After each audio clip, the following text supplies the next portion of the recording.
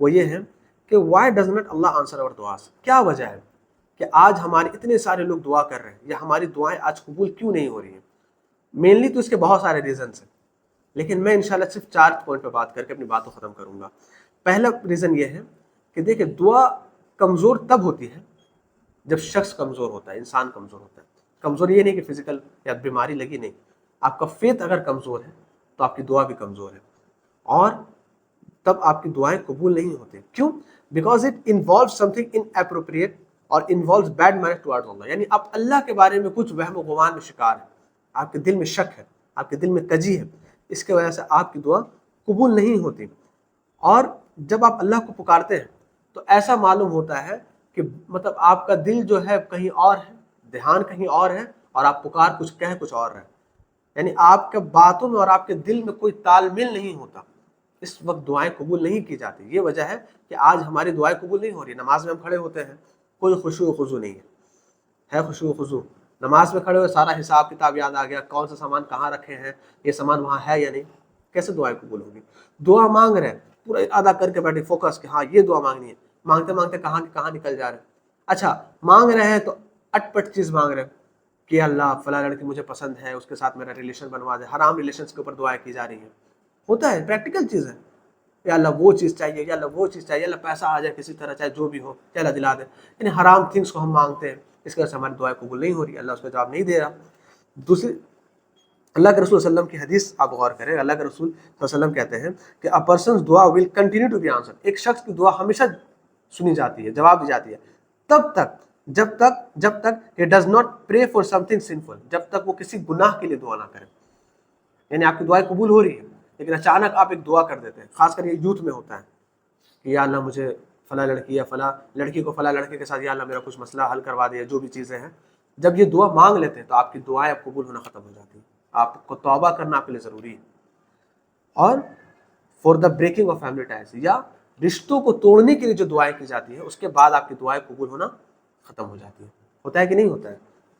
ہوتا ہے، بھلے کوئی زبان حال سے کہے نہ کہے، اکثر مسلمان جو ہے اپنے بھائیوں کے لیے بد دعائیں کرتے ہیں، رشتوں کو توڑنے کے لیے بد دعائیں کرتے ہیں، اللہ بس سیپریٹ ہو جانا چاہتے ہیں، بہت گھر میں مسئلے ہو رہے ہیں، اللہ بس ہم سیپریٹ ہو جائیں، اپنے بیوی بچوں کو لے کر مسئلہ حل ہو جائے، اللہ مدد کر دی۔ کون سی دعا ہے؟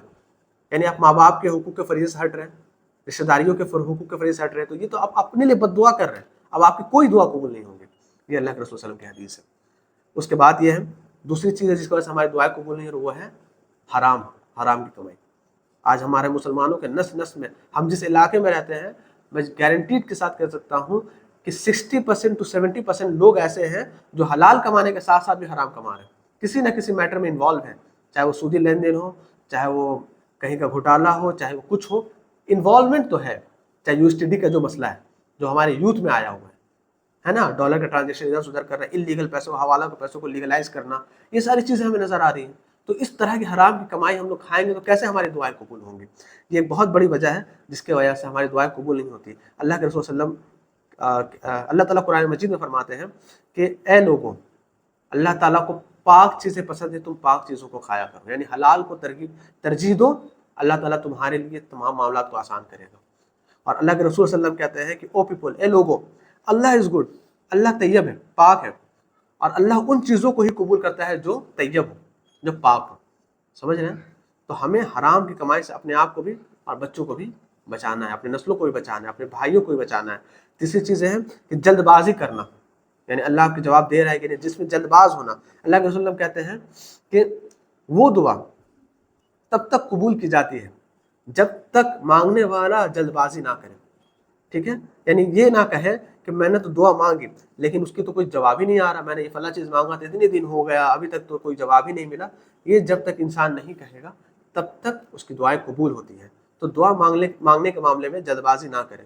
اور چوتھی چیز یہ ہے کہ اپنی دعا کو کنڈیشنل نہ بنائے، کنڈیشنل ان دا سینس کہ اللہ اگر تو چاہے تو یہ دے سکتا ہے، ارے اللہ تو ہر چیز پہ دینے پہ قادر ہے، یا اللہ اگر تو چاہے تو یہ کر دے، اللہ تو یہ چاہے، کنڈیشنل نہ بنائے، خاص کر اللہ سے کنڈیشنل نہ بنائے۔ اللہ کے رسول صلی اللہ علیہ وسلم کہتے ہیں کہ let not any one of you سے، تم میں سے کوئی یہ نہ کہے او اللہ forgive me if you will, اللہ اگر تو چاہے تو مجھے معاف کر دے۔ اللہ تو چاہتا ہے کہ آپ کو معاف کر دے، آپ کو جنت میں جگہ دے دے۔ آپ یہ کہے کہ اللہ تو غنی ہے، تو غفور ہے، تو غفار ہے، اللہ مجھے معاف کر دے، اللہ مجھ سے گناہ ہو گئے۔ اپنے گناہوں کا آپ اعتراف کریں، نہ کہ کنڈیشنز لگائیں، یا اللہ اگر تو چاہے گا تو فلاں مسئلہ حل ہو جائے گا. اللہ تو اس پہ مسئلے پہ حل کرنے پہ قادر ہے. تو اللہ کے رسول صلی اللہ علیہ وسلم نے یہ کہنے سے منع کیا کہ آپ یہ نہ کہیں کہ او اللہ فارگیو می، اے اللہ مجھے معاف کر دے، اگر تو چاہے تو مجھے معاف کر سکتا ہے. تو اپنی دعاؤں کو کنڈیشنز کے ساتھ نہ جوڑیں.